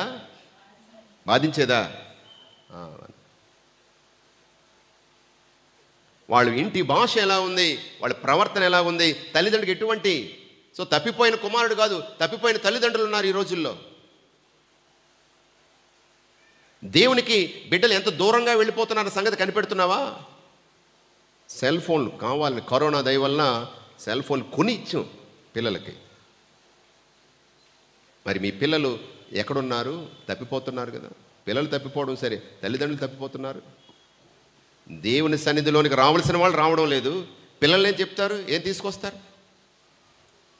ప్రియమైన సహోదరులారా, వెనక్కి వద్దాం. మన జీవితాల్లో వెనక్కి రావడం, తిరిగి రావడం, మరలి రావడం, మార్పు పొందడం. పరిసయుడు సుంకరి. ప్రియమైన సహోదరులారా, ఇద్దరు ఆలయానికి వెళ్ళారు. పరిసయుడు ఏం చెప్తున్నాడు? ఏమంటున్నాడు? దేవా, నేను ఇతరుల వలె లోబిని అన్యాయం చేసేవాడిని కాదు. అంటే అందరూ పాపాత్ములను, ఒక్కడే మంచోడిని. వ్యభిచారిని, లోబిని కాదు. అదిగో ఆ సుంకరి వంటి వాడిని కాదు, నేను మంచోడిని. I'm good man. నేను వారానికి 2 సార్లు ఉపవాసం ఉంటాను, దశంభాగాలు ఇచ్చేస్తాను. నేను ఏది కూడా పొల్లు అక్షరాలు తప్పకుండా నేను నీ యొక్క ఆలయంలో, నీ యొక్క కైంకర్యంలో, నీ సేవలో నేను ఉన్నాను. I'm good man, self righteous man, స్వనీతిపరుడు. సుంకర్ ఎక్కడున్నాడు?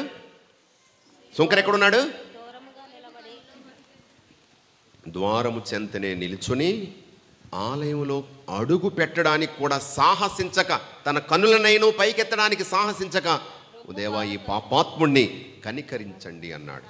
ప్రియమైన సహోదరులారా, ఈ పాపాత్ముణ్ణి కనికరించండి ప్రభు. దేవునికి సన్నిధిలో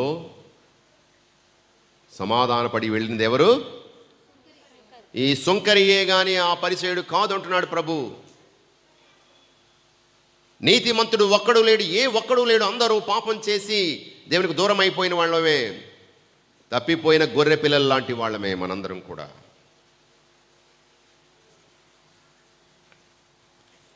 తన కన్నులనైనను పైకెత్తడానికి సాహసించలేదు. మన ఆలయానికి వచ్చేస్తుంటాం, స్పృహ ఉండదు. దేవుని ఆలయం, దేవుని సన్నిధి. కన్నులనైనను పైకెత్తడానికి సాహసించలేదు. ఆ కరుణామైన సన్నిధిలో ఉన్నప్పుడు, ఇదిగో మన పాపాలను మనం గుర్తు చేసుకున్నప్పుడు ఆ ప్రభువు సిద్ధంగా ఉన్నాడు మనల్ని కౌగలించుకొని ముద్దాడి ఇదిగో దీవించడానికి. వ్యభిచారంలో పట్టుబడిన స్త్రీ కన్నీరు కారుస్తుంది. రాళ్ళు పట్టుకొని ఉన్నారు అందరూ. ధర్మశాస్త్రం ప్రకారంగా చంపేయాలనుకుంటున్నారు. నీతిని నిలబెట్టాలి, ధర్మం మేమే నిలబెట్టాలి, ధర్మానికి మేమే అనుయాయులం, bodyguards of the law. ఈమె వ్యభిచారంలో పట్టుబడింది, రాళ్లతో కొట్టి చంపాలి. నువ్వేమంటావు? ఏమంటున్నాడు? మీలో పాపం చేయని వాడు. ప్రియ సహోదరులారా, దేవుడు క్షమించడానికి సిద్ధంగా ఉన్నాడు, కానీ వాళ్ళు క్షమించడానికి సిద్ధంగా లేరు. ఒకటి తర్వాత ఒకడు రాళ్ల గుట్ట అక్కడ మిగిలింది. సిగ్గుతో భయంతో వణికిపోతూ తలనే నిన్ను పైకెత్తడానికి సాహసించక ఆ ప్రభు పాద సన్నిధిలో ఉండిపోయింది. అమ్మా, ఎవరు నిన్ను శిక్షించలేదా? వీళ్ళేమన్నారు? వ్యభిచారి, శిక్షార్హురాలు, పాపి. ప్రభు ఏమంటున్నాడు? అమ్మా అంటున్నాడు. ఎంత ఎంత ఎంత ఘోర పాపినైనా సరే ప్రేమతో పలకరించి పిలిచే ప్రభు అని మన ప్రభు. ప్రియమైన సహోదరులారా,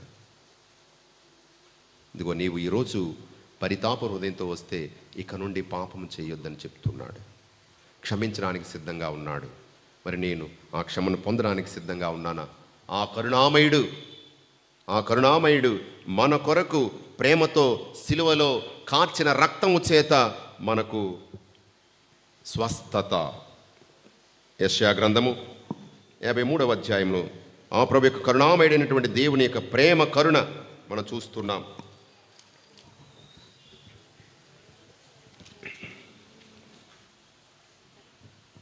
5వ వచనం.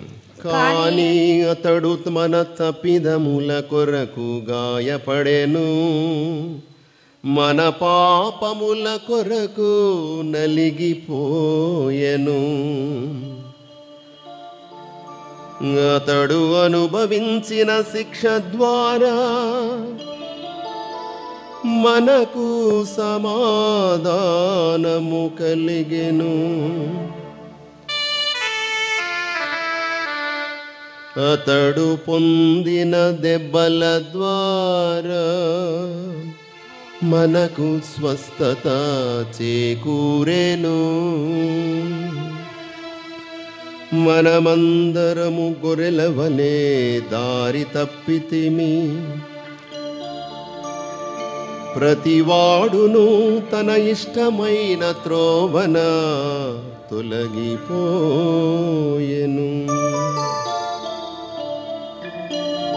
కానీ ప్రభువు మన అందరి దోషములను అతని మీద మోపెను. ప్రియ సహోదరులారా, తాను పొందిన గాయముల వలన మనకు స్వస్థత, రక్షణ, పాప క్షమాపణ. కాబట్టి పరిగెత్తుకొని ఆ ప్రభువు సన్నిధికి మనం వెళ్ళాలి. ఆ ప్రేమామయుడు జనన మరణములను శాసించునధికారి, శిరము వంచే జనన మరణములకు. ఎంత ప్రేమ గలదో యేసునాదునకు, మానవులయందు పాప భవులయందు.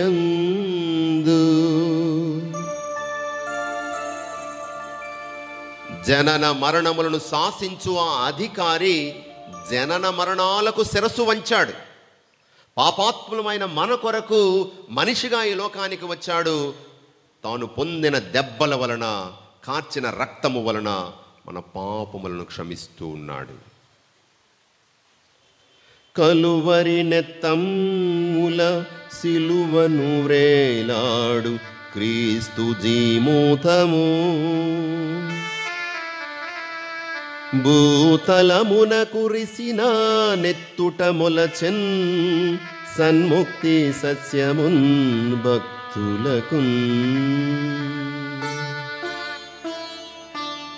కల్వరి తన రక్తము చేత తడిసి బండబారినటువంటి మానవుల పాప హృదయాలలో కొత్త జీవాన్ని, చిగురుల్ని పుట్టిస్తూ ఉంది. పాపమనే బండరాతిని పగలగొట్టి ఆ రక్తము చేత తడిపి మనలో జీవాన్ని పుట్టిస్తుంది. నూతనమైనటువంటి హృదయాన్ని ఆ ప్రభు ఇస్తున్నాడు. ప్రియ సహోదరులారా, ఇదిగో ప్రభువు సిద్ధంగా ఉన్నాడు, మనల్ని క్షమించడానికి సిద్ధంగా ఉన్నాడు. యెషయా గ్రంథము 1:18 మనకు ఒక్కసారి గుర్తు చేస్తున్నాడు. ఈ యొక్క తపస్సు కాలంలో మన వ్యక్తిగత బలహీనతలను ఒప్పుకున్నట్లయితే ఆ ప్రభువు మనల్ని క్షమిస్తున్నాడు. 1:18 ప్రభు విట్టనుచున్నాడు, మన వివాదమును పరిష్కరించుకొందము. మీ పాపములు సింధూరము వలె ఎర్రగానున్న మంచు వలె తెల్లనగును, కెంపు వలె ఎర్రగానున్న ఉన్ని వలె తెల్లనగును. మీ పాపములు సింధూరము వలె ఎర్రగా ఉన్నను, కెంపు వలె ఎర్రగా ఉన్న మంచులా ఉన్నిలా తెల్లగా చల్లగా చేస్తానంటున్నాడు. మరి ఆ ప్రభుని యొక్క పిలుపును నేను అంగీకరిస్తున్నానా? ఈరోజు కృతజ్ఞత తెలుపుదామా? దేవునికి వందనాలు సమర్పించుదామా? నా కోసం మరణించిన ప్రభువు ఎంతో ప్రేమతో నన్ను ఆహ్వానిస్తున్నాడు. అదుగో ఆ ప్రేమించిన తండ్రి వలె ఆ ప్రభువు మనల్ని ఆహ్వానిస్తున్నాడు. మన రాక కోసం ఎదురు చూస్తున్నాడు. ప్రియ సహోదరులారా, సిలువ మార్గాన్ని మనం నడిచాము, సిలువ మార్గంలో నడిచాము, ధ్యానం చేశాం. యేసు ప్రభువు, అయ్యో నేను పాపం చేసి మరలా అదే పాపం చేస్తున్నాను, అయ్యో నా వల్ల కావడం లేదు, నా చేత కాదు అనుకుంటున్నాం. ఆ ప్రభువు సిలువను మోసుకుంటూ ఎన్నిసార్లు పడిపోయాడు? 3 సార్లు. మొదటిసారి పడిపోయి ఇంక నేను లేవలేను, నేను శక్తి లేదు, అయిపోయింది నది అనుకున్నాడా? శక్తిని కూడా తీసుకొని సిలువను భుజానికి ఎత్తుకొని ముందుకు సాగాడు. 2వసారి పడిపోయాడు, ఆగిపోయాడా? లేచాడు. 3వసారి పడిపోయాడు, ఆగిపోయాడా? లేచాడు. రక్షణ కార్యాన్ని నెరవేర్చాడు తన మరణం ద్వారా. మనం కూడా పాపభారాలను మోసుకుంటూ వెళ్తున్నాం. ఆ పాపభారం కింద నలిగిపోతున్నాం, కింద పడిపోతున్నాం, పైకి లేవలేకపోతున్నాం. కానీ ప్రభువు మనకు ఆదర్శంగా నిలుస్తున్నాడు. శక్తిని కూడా తీసుకొని పైకి లేవాలి. ఆగిపోకూడదు, పడిపోయినా ఆగిపోకూడదు మన జీవిత యాత్ర ఆ పవిత్రతలో, ఆ ప్రభువు సన్నిధికి. ఇదే మనం నేర్చుకోవాలి సిలువ మార్గంలో. అనుదిన సిలువలను ఎత్తుకొని ముందుకు సాగాలి. ఇదిగో భారాల కింద నలిగిపోతున్నా ఆ ప్రభు మనకు శక్తిని ప్రసాదిస్తాడు. నేనెప్పుడు బలహీనున్నో అప్పుడే నేను బలవంతుణ్ణి అంటున్నాడు పునీత పౌలుడు. ఏమిటి దీనికి అర్థం? ఎప్పుడు నా బలహీనతలు నేను ఒప్పుకుంటానో, నేను బలహీనుడిని ప్రభువా నేను ఎప్పుడైతే ఒప్పుకుంటానో, నా శక్తి చాలడం లేదు ప్రభువా, పరిశుద్ధతలో జీవించడానికి నా శక్తి చాలడం లేదు ప్రభువా, శోధనలకు నేను లొంగిపోతున్నాను ప్రభువా, లోనైపోతున్నాను ప్రభువా, ఏ పాపమైతే చేయకూడదు అనుకుంటానో అదే మళ్ళా చేస్తున్నాను ప్రభువా, ఈ పాపపు ఊబు నుండి బయటికి నేను రాలేకపోతున్నాను ప్రభువా అని ఎవరైతే తమ చేతులను, ఖాళీ చేతులను ప్రభువు సన్నిధిలో చూపిస్తారో, I'm undone Lord, I'm undone, I'm empty handed, I have nothing to boast of. గొప్పలు చెప్పుకోవడం నాకేమీ లేదు ప్రభువా అని నేను నా అంతట నేను నా 2 చేతులను ఆ ప్రభు సన్నిధిలో చాచి ప్రభు యొక్క సహాయం కోసం నేను నిస్సహాయుని ప్రభువా నిన్ను ఒప్పుకుంటానో, అప్పుడు దేవుడే మన హస్తాలకు, మన భుజాలకు బలమునిస్తాడు. ఆ ప్రభు, when I am weak, then I am strong with the Lord. దేవుని సన్నిధికి నేను ఎప్పుడైతే నా బలహీనతలు ఒప్పుకొని వస్తానో అప్పుడు నన్ను బలపరుస్తాడు, నన్ను బలవంతుని చేస్తాడు, నా సాయితాను శోధనలను జయించడానికి శక్తిని ప్రసాదిస్తాడు, ఆత్మతో నన్ను నింపుతాడు, నడిపిస్తాడు. మరి పాప సంకీర్తనము దేవుడు మనకిచ్చే గొప్ప ఆయుధము. ద హీలింగ్ పూల్, స్వస్థత కొలను పాప సంకీర్తనము. 38 సంవత్సరాలుగా ఆ ఒడ్డు మీద ఉన్నాడు. దేవదూత వస్తుంది, జలాలను కదుపుతుంది, ఎవరో ముందు పరిగెత్తుకుని వెళ్ళిపోయి అందులో స్వస్థత పొంది వెళ్ళిపోతున్నారు. అలా ఉన్నాడు. స్వస్థత కొలనులో నేను మునిగి తేలినప్పుడు స్వచ్ఛంగా నేను బయటకు వస్తాను, కడిగిన ముత్యంలోని బయటకు వస్తాను. మరి నేను ఆ స్వస్థత కొలను ఆశ్రయించి అక్కడికి వెళ్ళాలని ఆశతో ఉన్నానా? గురువు ద్వారా, ప్రభువే తాను పొందిన శిలువ మరణము ద్వారా మనకు రక్షణను, పాప క్షమాపణను, నిత్య జీవాన్ని, మోక్ష భాగ్యాన్ని, పవిత్రాత్మ వరాన్ని ఇస్తున్నాడు. The death and resurrection of Christ gives us these 5 gifts. పాప క్షమాపణ, రక్షణ, మోక్ష భాగ్యము, నిత్య జీవము, పరిశుద్ధాత్మ దేవుడు. మరి నేను పాప సంకీర్తనము అంటే ఏంటి? పాప సంకీర్తనము అంటే ఏంటి? పాపాలని సమ్యక్ ప్లస్ క్రూత్ అనే సంస్కృత పదం నుంచి వచ్చింది సంకీర్తన. సమ్యక్ ప్లస్ క్రూత్, సంపూర్ణంగా చెప్పడం, అది పాప సంకీర్తనం అంటేనే. ఏం చెప్పాలి? సంపూర్ణంగా ఏం చెప్పాలి? పాపాలను చెప్పాలి. అది పాప సంకీర్తనం అంటే.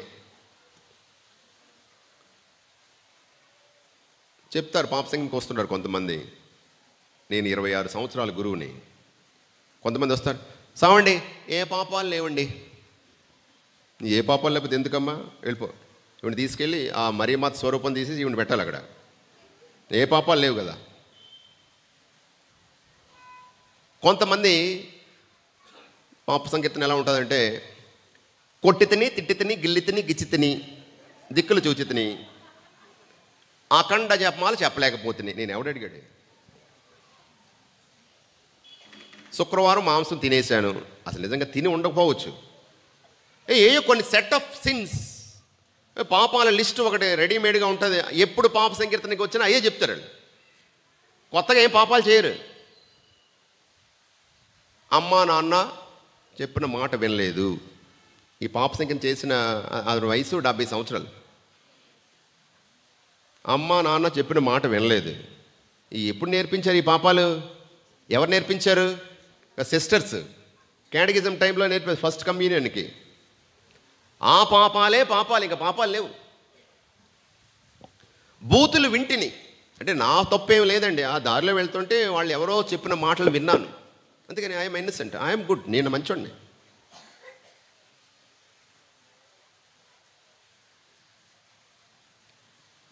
మరి గుడి సిన్స్ అంటే మంచి మంచి పాపాలు.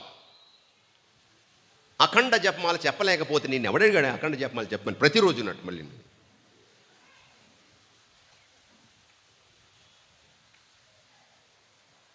నేను పాపం చేశాను ప్రభు, నేను అన్యాయం చేశాను ప్రభు, నేను గర్వంతో అహంకారంతో జీవిస్తున్నాను ప్రభు, వ్యభిచరించాను ప్రభు, పవిత్రతకు వ్యతిరేకంగా నేను జీవించాను ప్రభు, దోచుకున్నాను, ఇతరుల కష్టం కలిగించాను, కుటుంబాన్ని నేను పట్టించుకోలేదు, నా తాగుడు, నా వ్యసనం, నా ఆనందం, నా సుఖమే చూసుకున్నాను కానీ నా మీద ఆధారపడినటువంటి నా భార్యను కానీ పిల్లల్ని కానీ నేను పట్టించుకోలేదు ప్రభు. మంచి చేయగలిగి కూడా, ఇతరులకు సహాయం చేయగలిగి కూడా నా చేతులు పిడికిలు విప్పలేదు ప్రభు.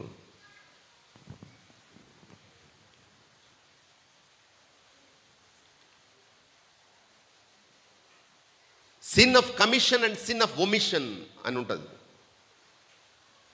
చెయ్యవలసిన పనులు చేయకపోవడం, నీ బాధ్యతలు విడిచిపెట్టడం, sin of omission and sin of commission, చెయ్యకూడని పనులు చేయడం. 2 రకాలుగా మనం పాపం చేస్తున్నాం. మరి నేను నా పాపాలను యథార్థంగా ఒప్పుకోవాలి. డాక్టర్ దగ్గరికి వెళ్ళినప్పుడు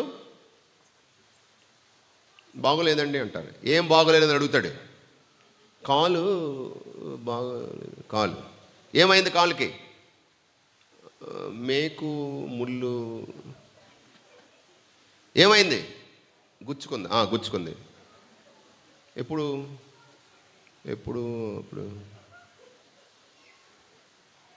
చెప్పాలి. పూర్తిగా చెప్తేనే సరైన ట్రీట్మెంట్ ఇస్తాడు, లేకపోతే అంత బాగా ఉంది కదా వెళ్ళిపోమంటాడు. పాప సంకీర్తనలు కొన్ని అలాగే జరుగుతాయి. చెప్పం, పూర్తిగా చెప్పాలి. పాప సంకీర్తనం అంటే చెప్పం.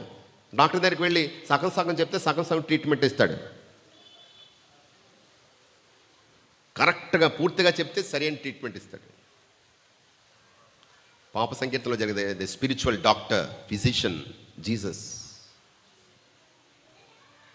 సరే మరి ఎప్పుడు వెళ్ళాలండి పాప సంకీర్తనానికి?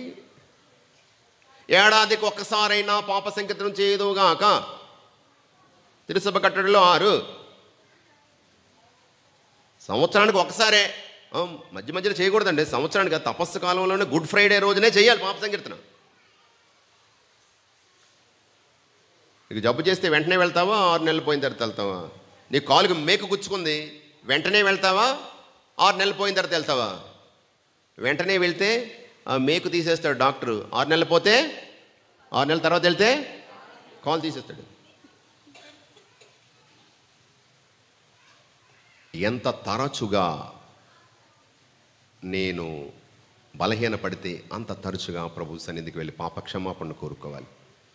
ప్రపంచంలో ఎక్కడా లేనటువంటి గొప్ప ఆశీర్వాదం పాపక్షమాపణ. ఆ ప్రభు సిద్ధంగా ఉన్నాడు. ప్రియమైన సహోదరులారా, వాళ్ళందరినీ క్షమించడానికి సిద్ధంగా ఉన్నాడు. కాబట్టి వీరికి నలిగిన హృదయాన్ని, పశ్చాత్తాపపూరిత హృదయాన్ని అనాదరము చెయ్యని ప్రభువు. ఒకసారి మనం పైకి లేచి నిలబడి ఆ ప్రభు సన్నిధిలో లెక్కలేని మన పాపాలను గుర్తు చేసుకుందాం. ప్రియులారా, అందరు నిలబడి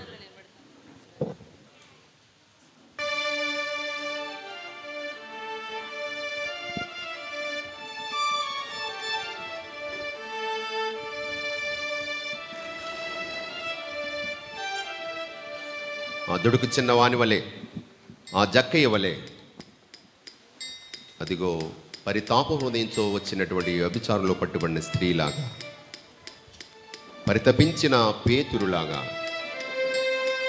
అదిగో సుంకరిలాగా మన వ్యక్తిగత బలహీనతలను, పాపాలను, లెక్కలేనటువంటి మన పాపాలను ఆ ప్రభు సన్నిధిలో ఒప్పుకొని పాపక్షమాపణ పొందుదాం.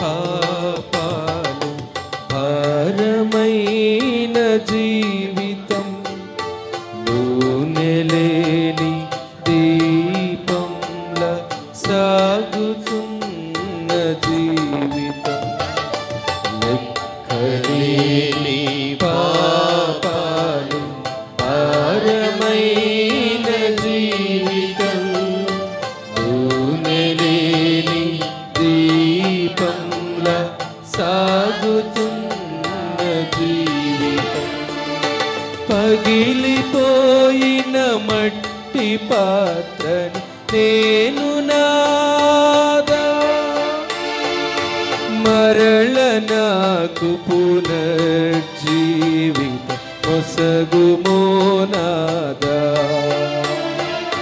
పగిలిపోయిన మట్టి పాత్రను నేను నాదా, మరల నాకు పునర్జీవిత మొసగుమో నాదా, కరుణ చూపుమా నాపై, కనికరించుమా.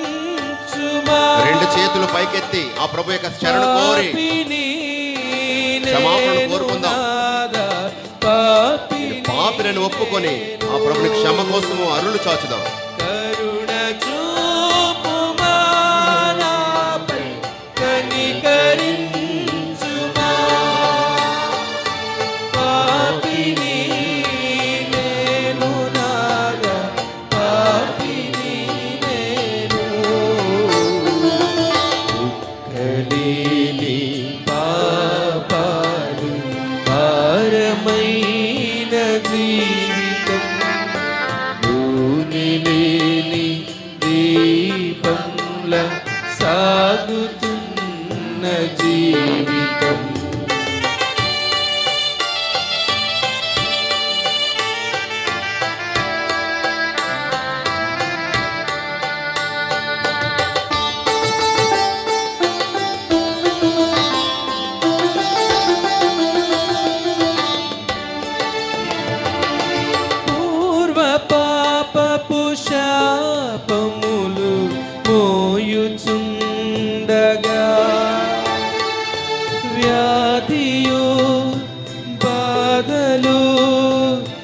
అధికమాయెను. మన పాపాలు గుర్తు చేసుకుందాం. మరలా మరలా అదే పాపం చేస్తూ ఉన్నాను ప్రభువా, జాలి చూపించు ప్రభువా. పూర్వ పాపపు శాపములు మోయుచుండగా వ్యాధియు బాధయు అధికమాయెను. దేవదేవుని ఆత్మ నాలోని జీవమై పాపం నన్ను పాతాళ త్రోవలో చేర్చెను. దేవదేవుని ఆత్మ నాలోని జీవమై పాపం నన్ను పాతాళ త్రోవలో చేర్చెను. కరుణ చూపుమా నాపై కనికరించుమా. పాపిని నేను నాగా పాపిని నేను. కరుణ చూపుమా నాపై కనికరించుమా. పాపిని నేను నాగా పాపిని నేను. లెక్కలేని పాపాలు భారమైన జీవితం. నూనెలేని దీపంలా సాగుతున్న జీవితం.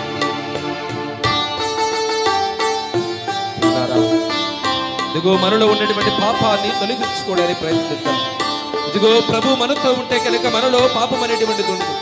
ఇదిగో దేవుడు మనలో ఉంటే కనుక మనం నూతనత్వముతో నింపబడతాము. ఇదిగో దేవుడు మనతో ఉంటే ఇదిగో మనం ఆయనను పోలి పవిత్రతలో మనం జీవిస్తాము.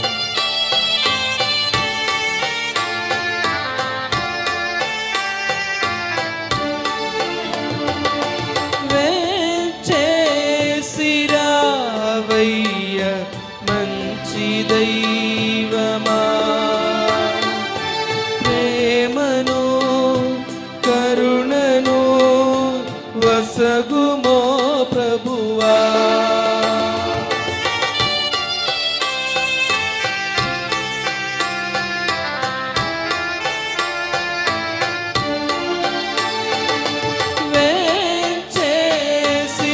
వేచేసిరావయ్య మంచి దైవమా.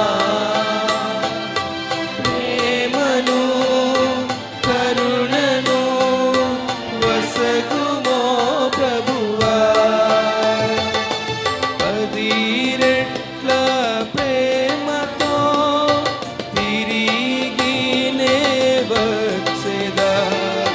మరల నన్ను నీ రెక్కల నీడలో నుంచు.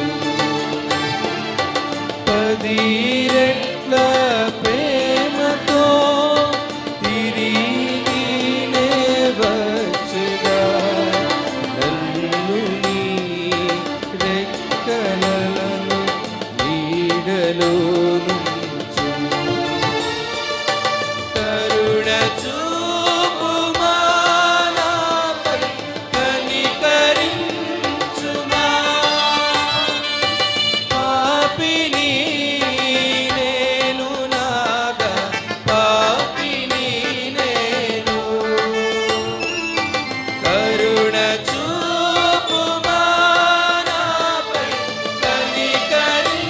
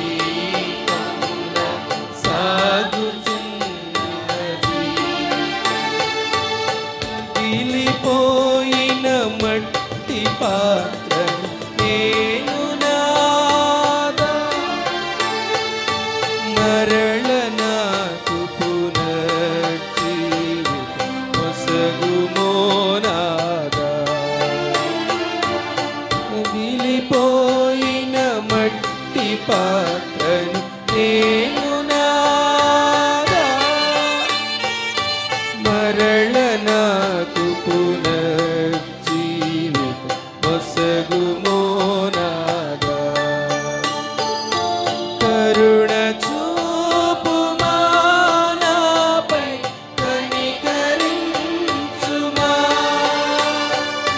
పాపిని నేను నాదా పాపిని నేను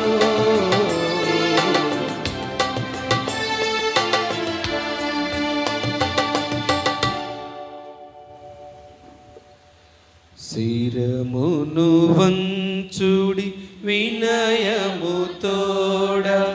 నీ మాయాద్భుత వరవాహినికి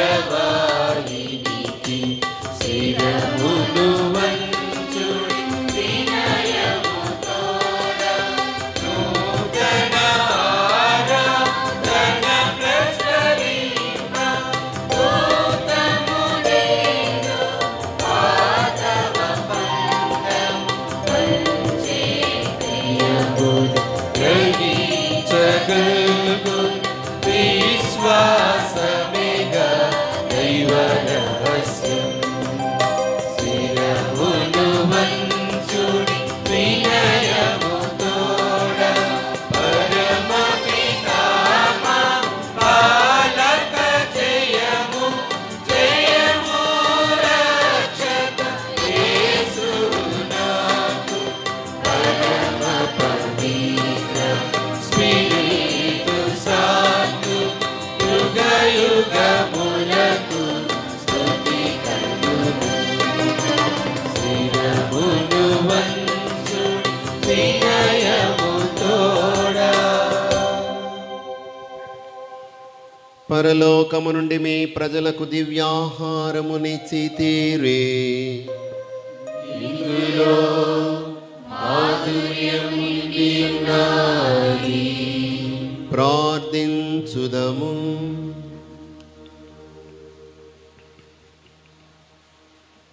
ఓ సర్వేశ్వర, అద్భుత దేవద్రవ్యానుమానము ద్వారా మీ పాటుల జ్ఞాపక చిహ్నమును మాకు సంగ చిత్తగించి తీరే. మీ దివ్య శరీర రక్తముల పరమ రహస్యములను మేము భక్తి శ్రద్ధలతో పూజింపను. మీ రక్షణ ఫలితమును నిరంతరము చవి చూడను. యుగ యుగములు జీవించుచు పాలన చేయరని వారా మాకు అనుగ్రహించండి.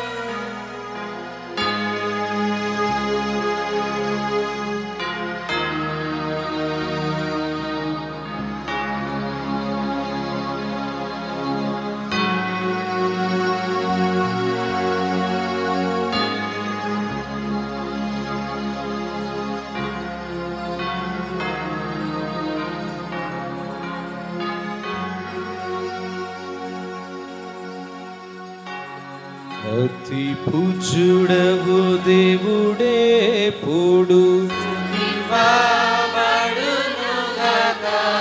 మాధుర్యం గల వారి నామము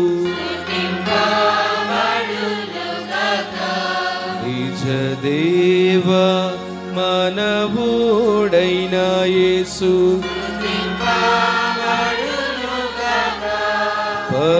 పవనమైన వారి నామము యేసువు యొక్క దివ్య హృదయం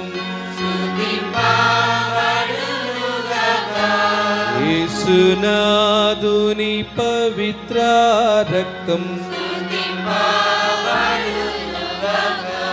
పీఠము యొక్క పరిశుద్ధ దేవద్రవ్యాను మనమందును వెంచేసియుండు యేసునాథుడు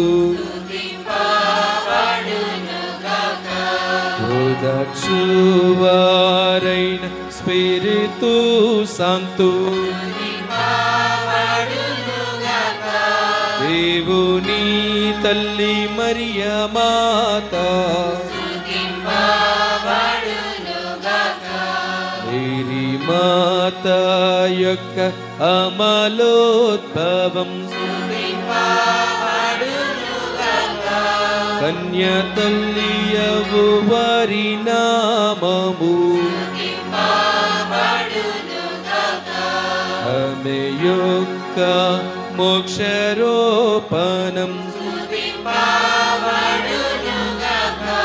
మరియ భర్త జోజప్ప గారు తమ దూతలయందును తమ అక్షశ్రేష్ఠులయందును దేవుడే పొడుగనముగా బడును గాక.